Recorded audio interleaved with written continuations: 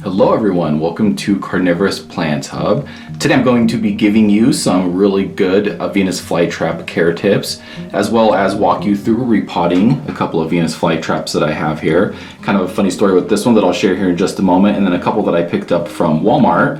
I'm going to be going ahead and planting those in the two black planters there, or I guess those are more of a green than a black, but and then the terracotta looking planter right there, that's plastic, not actual terracotta, so don't panic for anyone that knows that you shouldn't be putting these in terracotta.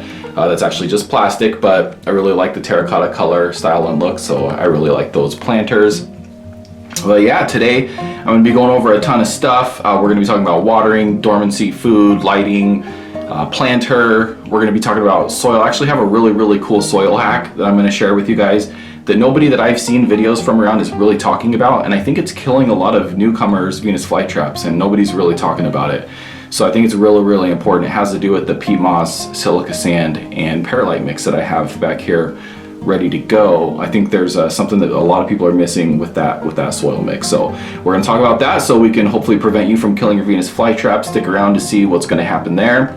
And real quick, before we get started, I wanted to share something with you guys. I've been working on a care sheet, as you can see here, and then I've also been working on this cool plant tracker. And I'm going to show you both of these real quick. You got your Venus flytrap care sheet here. So this is a one-page printable sheet that has a whole bunch of really good Venus flytrap care tips. All of these care tips here will be enough for you to keep your Venus flytrap alive. Obviously you can dig a little bit deeper and get more, but this is a great starting point. And then this plant tracker here, I'm really proud of this too. This is really cool. I actually made this kind of from scratch. And basically the way this works is you write down your plant name and you have a little key down here. So if you want to put like a blue mark under watered, put your plant name, and then you put the day that you watered it. Obviously you put your month up here, and then you can kind of track and look for patterns. Maybe you are fertilizing with Maxi or something, and you can actually mark when you fertilize, so you know you're only supposed to do that once or twice a month. This plant tracker can be really useful, really helpful, especially not just for carnivorous plants, but also if you have any other plants, which I know most carnivorous plant owners are also just plant owners. So, but the really cool part of both of these is that I'm giving both of these to you for free. So there's going to be a link in the description. I'm popping it up on the screen here for you to head over to my website, carnivorousplanthub.com. All you got to do is pop in your email, and you can get these both free in PDF form, and I think I also send you a JPEG form, so you can print these off or keep it on your computer. If you're a little more handy on the computer, you can actually just keep this on a computer and then just mark it with whatever software you like to use, or you can print these off and put these with your plants. And these are cool too because you can put the month and then you can kind of archive them. And sometimes people like to go like a year back to see what they did because something's been working or what didn't work. But it's either way, it's a really cool way to archive it, and this is a really cool kind of at a glance Venus flytrap care sheet. So both of those free to you guys. All you got to do is go grab them, and like I said, the link is in the description, so go check that out. Before we get completely started here, I just wanted to thank you so much for being here, let you know how much I appreciate it and how much I appreciate you. I love this channel, I love my community, and you guys supporting me is incredible. I want to start my own carnivorous plant nursery someday, and I'm inching ever closer to that dream.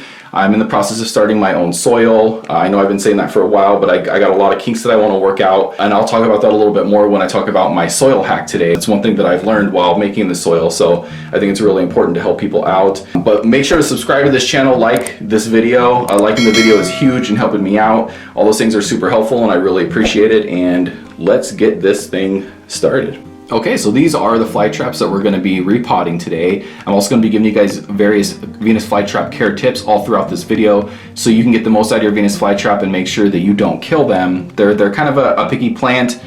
They do kind of go against a lot of normal planting wisdom, so it's really important that you kind of listen to all these tips and understand everything, as it'll probably save your Venus flytrap. If you have tried growing Venus flytraps in the past, you may know that they're not super easy, and you can't just throw them in some dirt and water them and hope for them to grow. They take a little bit more than that. And we're going to cover everything that you need to know today so that you can get these to grow really well for yourself. But I wanted to tell you the story about this here Venus flytrap. This was actually a Lowe's rescue, and this little guy was in a pot like one of those over there, and I had a squirrel actually come and knock my pot over, and I was able to kind of rescue the other. This was a little side plant that was in there. I was able to rescue the main one. I got it put back in there, got it set up, everything was good to go. I came back out a few days later and I saw this laying on the ground. This was actually on the ground, and it was depleted of water, it was dying. So I just kind of threw it in this little pot that I had sitting out there real quick. I took some dirt out of the main planter, threw it in here, and just kind of gave it its own plant potter to see if it would take off. And you can see it definitely took off. You can see it's really growing well. The traps are actually pretty big. Let's see if I can put my finger up here so you can see.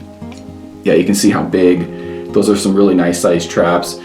So this is a really cool little fly trap, and it's really outgrown. It's little tiny. I think this is like a 2 or 3 inch pot. I think it's like a 2 inch, so it's a little tiny pot. So that's why we're repotting this one into this bigger planter over here. And these two are just some Walmart Venus flytraps that I picked up. Not super great, not super bad. I've got some that are much worse condition, but these ones aren't the worst that I've had, but they're also not super great. So we're gonna be putting these in these little plastic planters here. These are just some of the little flimsy plastic that you would get from like a garden center with like, you know, vegetables or whatever. So I rinsed those out and I'm repurposing those. Let's talk about real quick the planter that you want to use while we're kind of on that topic. So this is the planter I use for this. This is actually too small, so I don't recommend using one this small for a plant. And this is actually grown for about 6 months in this planter, so it wasn't this big when I put it in here. But a better size is probably something like this one here. This one I think is about 4 or 5 inches deep, and it's about 4 or 5 inches across. This is really good for plants that are probably about this big, sort of younger plant. Also this one here would probably be okay in there. I'm actually putting this one into more of a 6-inch planter though, because it's getting a little bit bigger, and I think it's probably going to grow pretty good once I get it in there. So kind of pick your planter size based on the size of your plant. This size here should probably go on a 5 or 6 inch, 4 or 5 inch, and then one that's this big or bigger should probably be repotted in like a 6 to 10 inch. Another thing to keep in mind too is that you want to use only plastic. You don't want to use any ceramic or terracotta, anything like that, because that can leach minerals and nutrients into the soil.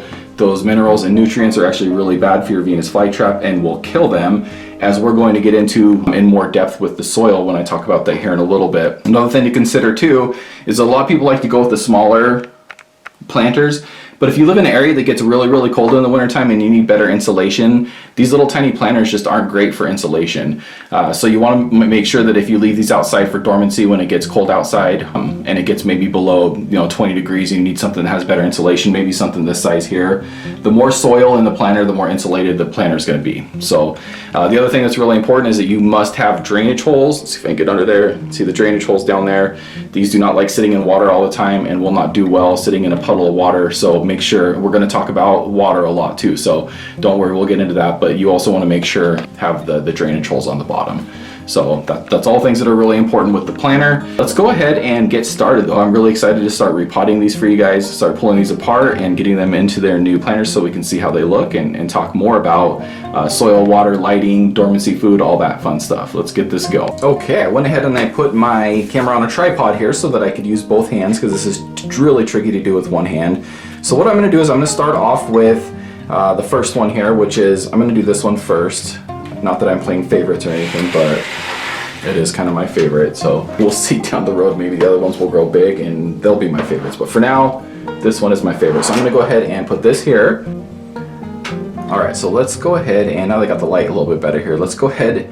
The challenge for this one is going to be getting this out of this pot without setting off all the traps. I think it'd be pretty lucky if I could do that. It's not a big deal if you do set off the traps, especially if you don't trigger the secondary response, but I'd rather not. I mean, if I could avoid it, I would just rather not. So I think I'm gonna go in where this trap is dead here, since it's the kind of the trap that I'm not really too worried about, but I don't know if I set any of those off. I'm about to find out. Look at those roots. All right. Okay. Oh, there we go. There we go. Now hopefully it'll grow next to it. So, and there we go. Okay, so let's go ahead and get, you can see actually some of these traps got a little black. I think maybe what's happening here is that this does desperately need to be repotted. I think it's been getting a little too much water. You can see how some of these are kind of black on the sides. I really couldn't even tell that until I got it out of there, but look at this nice rhizome. It's a good thing we're getting this repotted when we did, because it may not have really liked being in this pot for too much longer. Probably getting a little too much water exposure with the little pot. But so there's the roots, and I trust my soil, so I'm not going to dip this in like a bottle of distilled water, because I trust my soil and I know that it's good soil. With these Walmart ones, I might dip those a little bit and get more of the soil off. But essentially what we want to do at this point is I'm going to take this pen here. Now Venus flytrap roots they really like to stretch out as much as possible. So what we're going to do is we're going to make a hole here, a pretty wide hole, and we're going to go as deep as we can get it. Here. And then I'm going to take this by the top, and I'm going to push those roots down that hole so that they can stretch out a little bit. And we don't want to bury this too deep. We do want that rhizome to be right there at the top. It's really important that you don't bury this too deep because that can also expose it to some rot. So right now I think it's at a pretty good level. There we go, that one's actually pretty much done. Let's go ahead and get it in here. And then what I'll do here by the time we're done is I'm going to top water this, and what that'll do is that'll settle all of the soil down. I did a hole pretty deep and I don't think those roots went all the way down. So we want to make sure that those roots are touching the soil. So it's really important to top water this so that that soil settles down in there. And we'll do that here in just a minute though when we're done, but that one's pretty much done. So real quick while we're taking a look at this one, beautiful Flytrap, I did want to talk about soil. And I'm going to show you some clips of some stuff that I did earlier because this is really important. So what I use is a mix of peat moss, perlite, and silica sand. Now, I actually just ran out of my own personal mix. This is my own mix right here. This was the last that I had. So I didn't have enough for my other two plants, so I actually had to run down to the store and get a bag of peat moss, some of this perlite here. So this isn't my normal stuff, but it totally works. But as you can see on the screen, the problem is that when you get your own, when you get the stuff, the store-bought stuff, it's kind of toxic for your plants. This one here, when I took the perlite, the sand, and the peat moss and I mixed it in, I put it in this planter. I actually soaked it in a tub for probably about 20 minutes, and then I put it in this planter and then I ran water through it. When I ran water through it for the first time, as you can see in the clip, it was ringing up at about a 2.10 parts per million, and that is way too much. That's way too high for Venus flytraps. That'll actually kill your Venus flytrap. And I think that's one of the things that's killing people's Venus flytraps right off the bat. You see in so many of these like Facebook groups or YouTube channels that says, hey, get some peat moss, get some perlite, mix them up, put your plant in it, and you're good to go. That's not necessarily true. As you can see, that 210, that's going to kill your plant. If you don't flush this soil, this peat moss before you use it, it's going to kill your Venus flytrap, or it's at least going to put it through the ringer, and it'll make the repotting shock much worse. A lot of people have, when you repot your Venus flytrap, it goes through repotting shock, and one of the reasons it goes through that repotting shock is because this soil, if you take it right out of the box and you put your plant in it, it can actually be pretty toxic, as you can see. Anything over 0.5 can be toxic to Venus flytraps, so that 2.1, 2.14, that's going to kill your Venus flytrap almost right off the bat. So what I did is I put these in the sink and I flushed them out with some distilled water.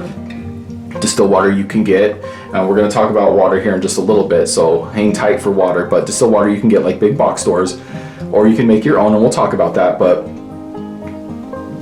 essentially I flushed these in my sink. I probably used about a half gallon between the two, so not a ton of distilled water, but enough to where it took probably 10 minutes for both of them to flush completely out, to where I was getting 0.09, 0.01 readings on the TDS meter. TDS meter here, you can see, which we're going to talk about more when I get to the water, but when I flush these out, you can see now that that reading is much more reasonable, and these are much more set up now to put Venus flytraps. And I think that's a part that a lot of people are missing, because so many of those groups are saying, get your soil, put your Venus flytrap in it, tray water. And when you tray water, you don't actually flush any of that out.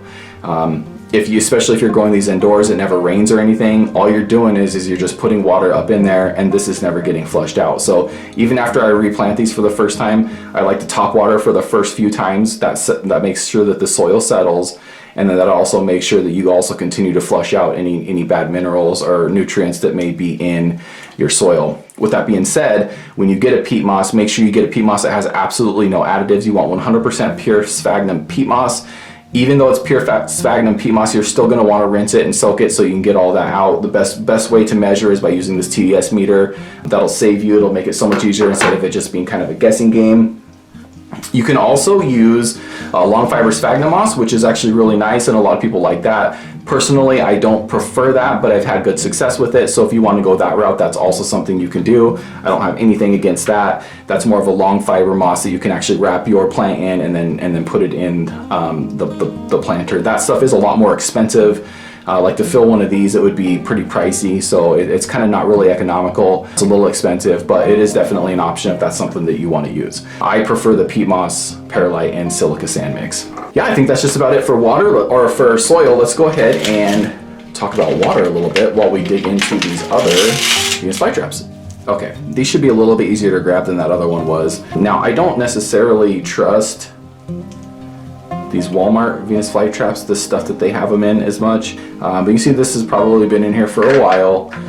So I'm gonna go ahead and get the stuff off here. But if you use like a long fiber sphagnum moss, getting the roots out of that stuff can be pretty tricky, but you can see this is coming rough. So you can see this is a healthy root right here. I don't know if you can see that, but you can see that it's a black root, and then they typically have a little bit of white on the tip. See that tip right there? So there's another one over here. That white tip means that they're in pretty good health, those roots are. So that's a good sign. A lot of people get concerned because they see the black Venus flytrap, or the black roots, and they're worried that the black means that they're dead. Oh look, I got a little guy right here. So I'm gonna separate this one, pull him out, and then I'll put this one in with this one when I plant it. But we're gonna try to get all the soil off. See, there's the rhizome. So that's what we're getting down to, and it looks like there's a couple of different plants here that are attached to this rhizome. Look, there's another little side plant right here. So we're gonna pull him out. There we go. We'll plant him in there too. One thing I did want to talk about really specifically is water. So water has a lot of the same rules as the soil. You want to make sure that you get a water that has no nutrients or minerals in it. Another thing, the reason it's good to have these TDS meters is that you can measure the parts per million of your water. So it's really important that you get like a distilled water or something like that. I actually have something I'm going to show you here in just a second. It can maybe help you get more distilled water home. And I think I'm going to leave these, even though it looks like there's kind of some individual plants here. I could probably pull those apart, but I think I'm going to leave those together. One cool thing too about right here is that this is probably the best time to get all of these black pieces off. You can see I got just about all those dead pieces off now. So let's go ahead and anyway, I was talking about water, I'm sorry. So with water, yeah, it's really, really important that you have like a distilled water. And I'm going to show you this zero water pitcher that I use here in just a minute, which is a really, really cool tool that you can have in your home, so you don't have to keep going to the store and buying distilled water, because what I'm finding is that it's getting harder and harder to find distilled water. So if you're struggling to find distilled water at your store, this may be something that you want to check out, and I'll show you here in just a second. But you can't just use regular old tap water. That's one of the most important things you need to remember. Don't bring your plant home and just throw it in some tap water, because that will almost certainly kill it. So what we're going to do here is we're going to put our hole just like we did on the last one. We're going to do our best to just kind of get those roots down in that hole so that they can stretch out a little bit so they're not all bunched up.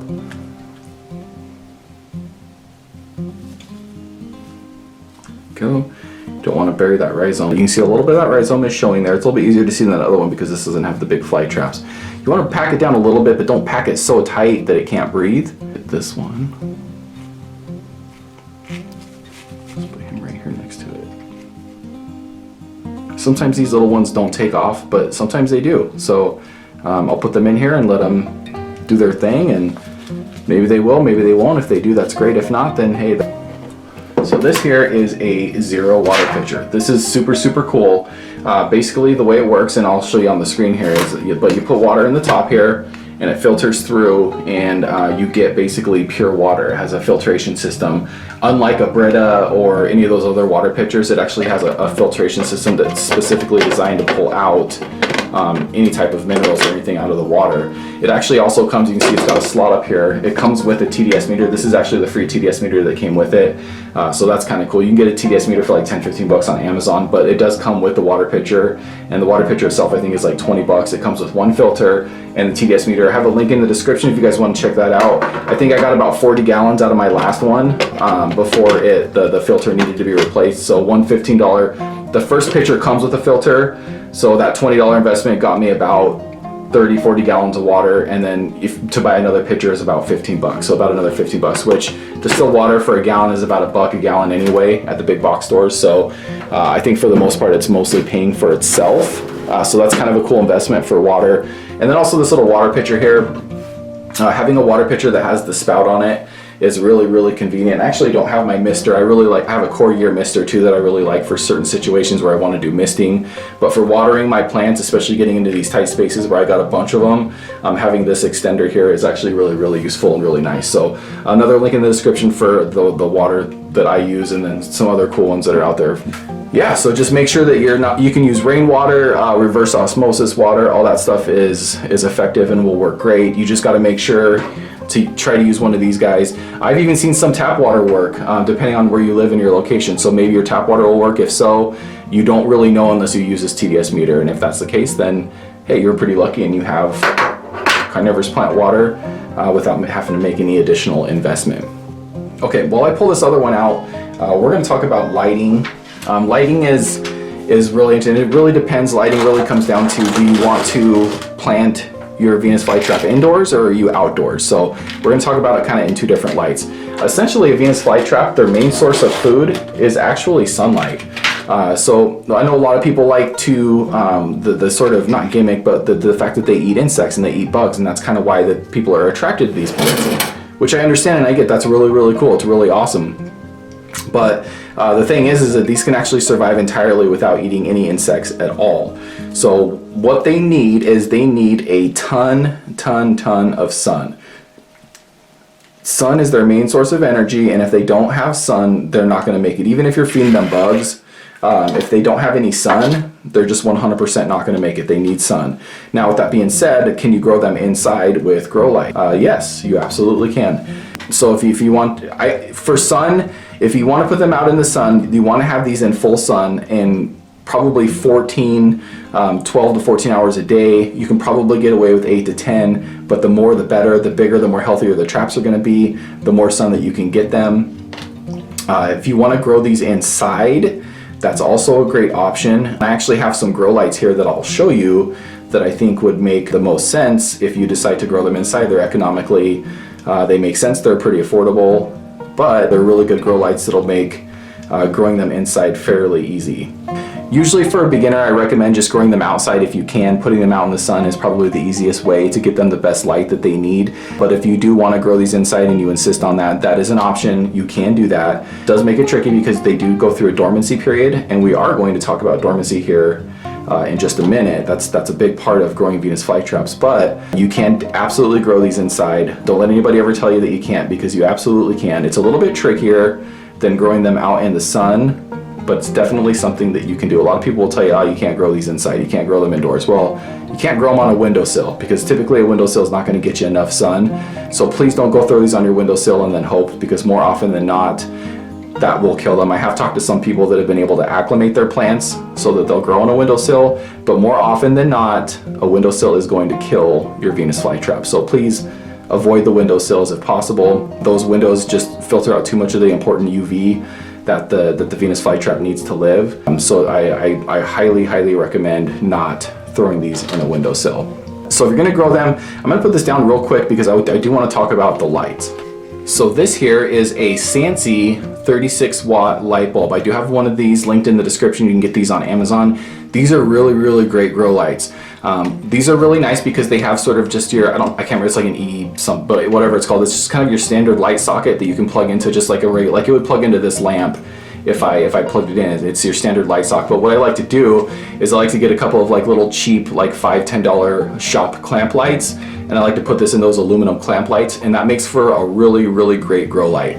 You take this grow light, you throw this above your plant, you know, probably 6 to 12 inches somewhere in that frame, and this will probably do, I don't know, an area of probably 12 by 12 inches of Venus flytraps for you. So if you have maybe 4 or 5 plants, you can get this light right above them, and that'll work really, really well. These are like 30-40 bucks, kind of depending on if they're on sale. Fantastic light, great grow light. I strongly recommend this Sansi grow light. Check the link out in the description. But there's one other light that I highly recommend. So this here, this is a panel light, and this is a Yescom 225 panel light. Again, link in the description. You can get these on Amazon. This is a panel light. So basically, you're going to have these little LED panels here, or these little LED lights on this panel, and you're going to have this hover above your Flytraps.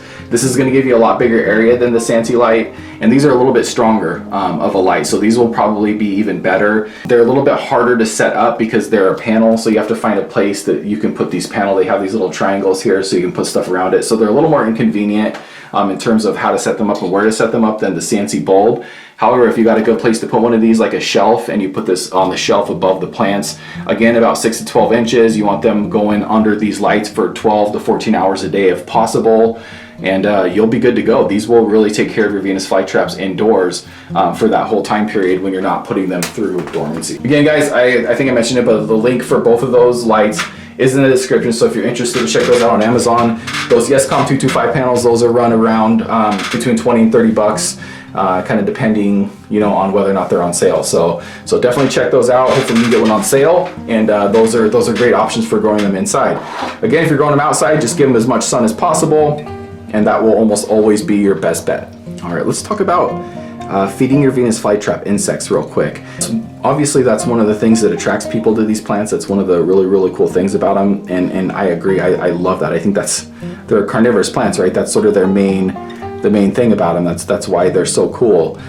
So the thing about Venus flytraps is that it's a big misconception that you have to feed them insects for them to live. And I'm sure one of the first things people do when they get their Venus flytrap home is they start force feeding it insects, which I totally understand. That's what I did the first time I got one because I thought it was so incredibly cool. Well, that Venus flytrap eventually died because I didn't realize that what my flytrap really wanted was sun or some kind of light. It didn't really care about the insects as much. Now, the insects act more as a fertilizer, so it's kind of important to understand that. The type of insects that you want to give it is flies are like probably the best thing because they're smaller, they're soft, so they're easy for the Venus flytrap to digest. You want to avoid any insects that have hard shells, anything like that, like a beetle, or anything that's super soft too, like an earthworm. Like that I've seen that rot Venus flytrap plants out, so that doesn't do a very good job. But like a fly or a cricket, I've seen my Venus flytraps catch like bees and hornets. Those can be just fine. That's when they do it on their own. So it is really fun. You want to make sure that the insect that you feed it is about the third of the size of a trap, so the trap can close on that insect entirely and create a seal. Once it creates that seal and it feels the insect wiggling on the inside, that's actually when it'll trigger its secondary response, and it'll release a digestive enzyme to start the digestive process for eating that insect.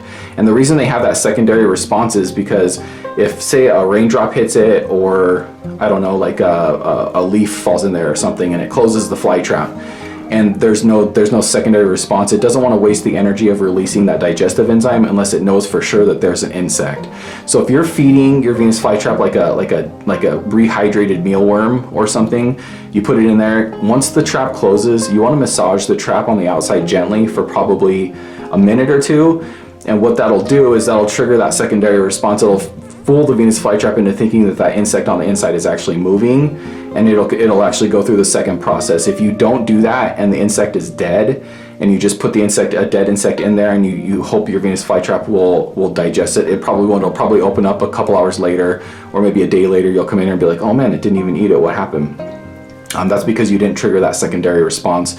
The plant is just kind of saving itself some energy. So I kind of think that's everything about insects. If you guys have any questions about anything that I've talked about, please throw your questions in the comments. I'd love to have some discussion with you. I love jumping in my comments, and I answer all of them the best that I can. So jump in my comment section, ask me a question, and I hopefully will have an answer. If I don't have an answer, I'll be honest with you.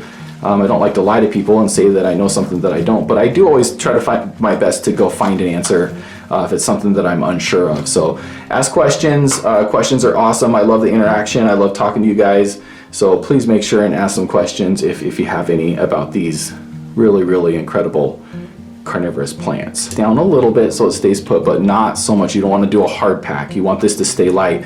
You want the water to travel through the soil. That's really, really important, and that's probably something I should have talked about earlier, but that's why we have this perlite in here, so that the water doesn't stay bottled up in here. You want the water to go through to the tray. If you see your water hitting your tray, you know that you have good water flow, and that's really, really important for these Venus flytraps. That's why you don't want to pack it down really hard, because if you pack it really hard, that's when you get that really, really bad, your water won't flow through it very well. Once you start seeing the water sticking at the top, it might be time to repot it, because it's probably packed down too tight for you to have really good water flow, and that water flow is really important with these plants.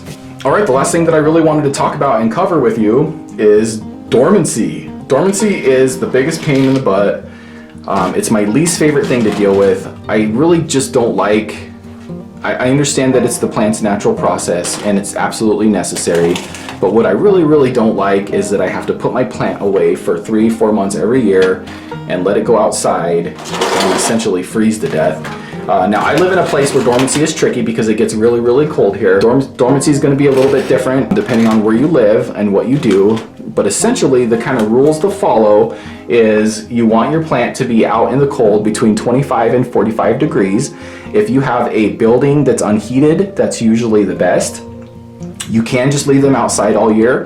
That's absolutely an option. If you're gonna leave them outside and it gets to be like, say, under 10 degrees, you do wanna make sure that they're extra insulated and you overwinter them. You wanna cover them with like some bark or some pine needles. If you have snow in your area, do not uncover them. Leave them, the snow on top of them, because the snow does give them extra insulation. Also, if you're gonna leave them outside, have a bigger pot like this one here, because all this soil does give extra insulation to your Venus flytrap during the winter time when it gets really cold. You don't wanna have these little tiny things here because they don't give your plant any extra insulation because there's just not enough soil in there. So if you wanna go for about 3 months, 10 to 12 weeks out of the year, you want them to be between that 45 and 25 degrees. You wanna try really hard to avoid ever bringing the temperature up above that, because what'll happen is it'll trick the plants into thinking that they're coming out of dormancy, and then if the temperature goes back down, you might have some problems with your plant getting really confused coming out of dormancy prematurely. That's kind of a problem sometimes. So you want to try to stay between that 25 to 45 degrees. Essentially what that does is it takes your Venus flytrap and it puts it into a non-growing state. The lower the temperature that they're in, the less that they grow. And what happens is the rhizome starts to collect all the energy and it stores it all up, and then when springtime comes and the weather warms up, it releases that energy and they grow bigger and better than they did even in the previous year. So that's why the dormancy period is really important. Now, there are people out there that say you can skip dormancy. I'm in the process of skipping dormancy myself with some plants, so I'm going to make sure and talk about those findings with you guys. A lot of people have had a lot of success skipping dormancy for year over year. I can't attest to it personally because I haven't done it myself, but I do believe the people that I've talked to that say that they have been able to skip dormancy successfully. So I think I'm going to test that out here with some. Actually, this plant here was going to be one of my candidates for skipping some dormancy to see if we can keep it healthy long term. I'm a little bit concerned about some of the black that it has on it, but I think that'll be okay. The new growth looks really, really healthy, and I just think that it needed to get out of that little pot because I think it was just down in the water too much. But so I think this getting it out of that little tiny pot's gonna be really good for this plant. And actually, I think I kind of skipped some stuff with water, so maybe we should talk about water again real quick one more time while we're talking about watering with dormancy. So when it's during the summer, it's normal heat out. I do like to tray water my Venus flytrap like this one is here. You see there's water in the tray.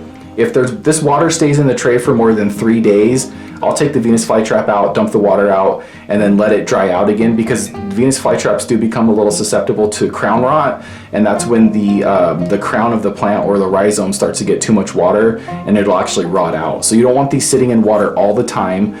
Once or twice a month I will top water them. Again, like I was talking about, actually I can do a little top watering right now, mostly because we're just about done here. I'm gonna do this carefully. So see how that water just goes right down in there, because this soil is dry and it wants to settle. See how it's settling? You see that little settle right there? Look at that. That's exactly what I'm talking about. That's why you want to top water a little bit here first before you do tray watering. So it's top watering is really important. Look at how that soil is settling. See that? Getting rid of all those air pockets in there. So yeah, so top water once or twice a month. Not only will that help your soil settle, but the other thing that really helps with, and you can get the plant wet, Venus flytraps are perfectly fine. Oh, I forgot to put the tray underneath it. Oh no! Why didn't you guys warn me? There we go. Totally forgot about the tray. I'm making a huge mess. If you have a rainstorm, what I recommend is like taking them out of the tray while it's raining, and then that water will just continue to flow out the bottom. They do really fine in rain. That's perfectly fine. And then once the rainstorm is over, just go back outside and put them back in their tray so that you can tray water them. Again, tray watering is the best. I prefer it. Yeah, so with dormancy, the reason I wanted to talk about dormancy and watering is because once you go into dormancy and the temperatures cool down, it's even more important that you give it less water, because the water is going to stick inside of your plant here longer. It's not going to evaporate as quickly. And what happens if you water your plant the exact same way that you watered it during the summer, your plant will be highly susceptible to turning black and rotting out. And I've had plants do that before, especially when it's in the wintertime during dormancy. I just left them sitting in the tray all winter. I came out a few days later and boom, they're dead because it was just too much water. They didn't want that much water, especially when they're cold. The thing is they're not growing actively during dormancy. So there's no reason to give them continuous water like you do during the summer when they're growing, because they just don't need that water all the time. So you'll notice the water sticks around longer and the plant's just not absorbing as much water. So try to avoid watering them a ton during dormancy. When it gets, the cooler the weather, the less water you need to give them. Obviously the hotter the weather. If it's like 90 to 100 to 105 degrees outside, I like to actually keep the tray full, because I know that tray is not going to last more than a day or two with water in it. So I do kind of keep it continuously full then. But if you're looking at like 60s, 70s, 80 degree outside, try not to leave it full all the time if you can avoid it. The only time that I'll actually fill it up and leave it is if I know I'm going to be out of town or away. Then I might do a big tray, leave it full, because I know I'm not going to be there to give them water. I'd rather them have the tray of water than not have any water at all and completely dry out. Another really cool tip with watering, right after you get done watering your plant, do a top water, fill your tray up, and then feel its weight. How heavy is it? Note that weight in your mind. Feel it, get really, really familiar with it, get comfortable with it. When you know it's been a few days later and you know it's been dry and you know the plant needs more water, feel it again, feel its weight. If the plant feels light, get familiar with that light weight. From then on out, you'll know by picking up your plant whether or not it needs water. That's one of the coolest tips I can give for watering your Venus flytraps, is just get really familiar with your planter, get familiar with its weight, and then you don't have to really. So one of the good ways to test for water is if this is all dry up here and you put your finger in and you can feel it's still wet right off the surface, you probably don't need water yet. But if you get down to like your first knuckle here and it's dry, then you know that plant needs water. But it's kind of intrusive. You got to get your fingers in the soil. It kind of makes it messy. But if you just know the weight of your planter and you can just pick that up and go, oh man, yeah, that's full. That's fine. That doesn't need any water. Or you pick it up and you're like, whoo, that's super light. I need to get this thing some water. That's a really good indicator, and that's a good kind of educational tool for you on how to water these and just kind of familiarizing yourself with the plant. Well, I think that is everything, guys. Again, go check out the description. Also, go check out my website so that you can get your free care sheet that I've kind of spoiled here. It's all messy now, and your free plant tracker, so you can go use those. All I need is an email. Again, the link for that's down in the description, so you can go check that out, and you can get your free tracker and free Venus flytrap care sheet all on me. Go check that out for sure.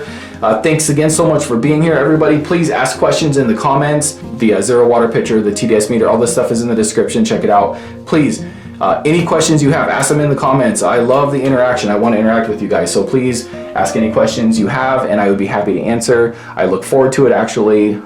So please ask questions. Make sure to subscribe to this channel for more great Venus flytrap videos. I'm actually going to be repotting my cephalotus here pretty soon in these, which I'm really excited about. That's why I got these. So I've got a cephalotus that I need to take apart and replant. That's going to be really cool. I got pitcher plants. Tropical pitcher plants like Nepenthes. I got American pitcher plants like Sarracenia. So I've got all kinds of carnivorous plants. All these plants eat insects, and you can check out all these plants on my channel. So make sure and subscribe. Like this video. Liking the video helps me out so much, and I appreciate it so much, and I appreciate all of you so much. Thank you so much for being here. If you're still here, you're the real MVP. I appreciate you. So thanks again, guys, and I really, really, really hope to catch you again in my next video. Bye.